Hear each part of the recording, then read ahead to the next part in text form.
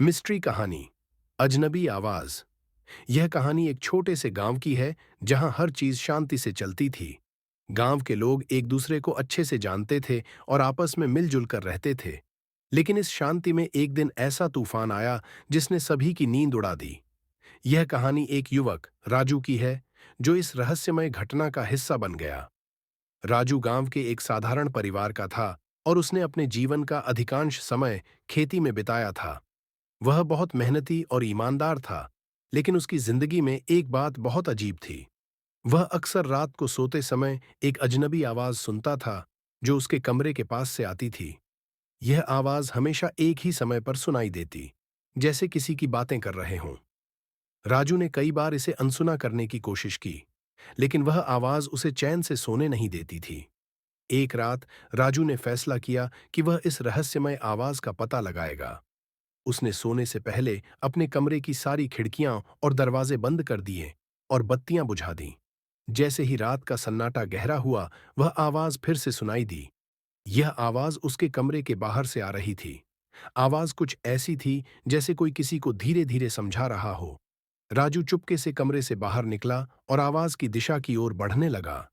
वह धीरे धीरे आवाज के स्रोत के पास पहुंचा और देखा कि गांव के पुराने स्कूल की इमारत के पास एक हल्की सी रोशनी जल रही थी। स्कूल का भवन बहुत पुराना था और वर्षों से बंद पड़ा था। राजू को समझ में नहीं आ रहा था कि यह रोशनी और आवाज वहां क्यों आ रही थी। वह थोड़ी और पास गया और फिर देखा कि एक बूढ़ा आदमी स्कूल के अंदर खड़ा था और किसी से बात कर रहा था। राजू ने धीरे धीरे कदम बढ़ाए और उस आदमी से पूछा, तुम यहां क्या कर रहे हो? बूढ़ा आदमी पलट कर देखा और उसकी आंखों में एक अजीब सी चमक थी।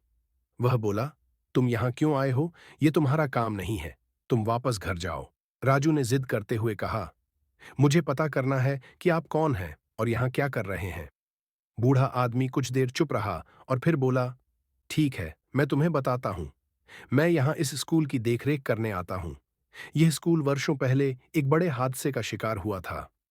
एक बच्चे की अचानक मौत हो गई थी और उसकी आत्मा आज भी यहीं बसी हुई है। मैं हर रात यहां आता हूं ताकि उसकी आत्मा को शांति मिल सके। तुम जैसे लोग इस आवाज को सुनते हो क्योंकि वह बच्चा मुझसे बात करना चाहता है। राजू ने हैरान होते हुए पूछा, क्या यह सच है? क्या उस बच्चे की आत्मा अब भी यहीं है? बूढ़ा आदमी सिर झुकाकर बोला, हाँ, और वह आत्मा अब भी यहां हर रात अपनी कहानी सुनाने के लिए आती है। वह चाहता है कि कोई उसे सुने और उसकी मदद करे। राजू का दिल कांप उठा। उसे यह विश्वास करना मुश्किल था कि वह एक रहस्यमय घटना का हिस्सा बन गया है। उसने उस बूढ़े आदमी से कहा, क्या मैं उसकी मदद कर सकता हूं? बूढ़ा आदमी हंसते हुए बोला, तुम्हें उसकी मदद करनी होगी। वह आत्मा अब शांति चाहती है, लेकिन उसे यह समझ नहीं आ रहा कि उसे शांति तभी मिल सकती है जब उसके हत्यारे को सजा मिले। राजू को अब समझ में आया कि वह जिस आवाज को सुन रहा था, वह एक आत्मा की पुकार थी, जो अपनी मौत का बदला चाहती थी। उसने बूढ़े आदमी से पूछा कि क्या वह उसे इसके बारे में कुछ और जानकारी दे सकता है। बूढ़े आदमी ने बताया कि इस स्कूल के पुराने रिकॉर्ड में वह बच्चा एक रहस्यमय तरीके से मरा था, लेकिन उसका हत्यारा कभी नहीं पकड़ा गया। स्कूल के पुराने रिकॉर्ड्स और गवाहों के बयान से यह भी पता चला कि यह हत्या एक शिक्षक ने की थी, जो अब गांव छोड़कर कहीं और चला गया था।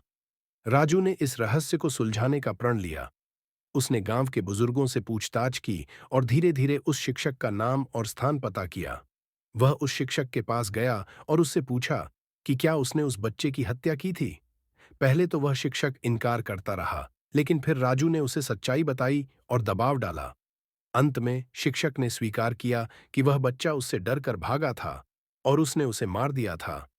राजू ने पुलिस को सूचित किया और शिक्षक को गिरफ्तार किया गया।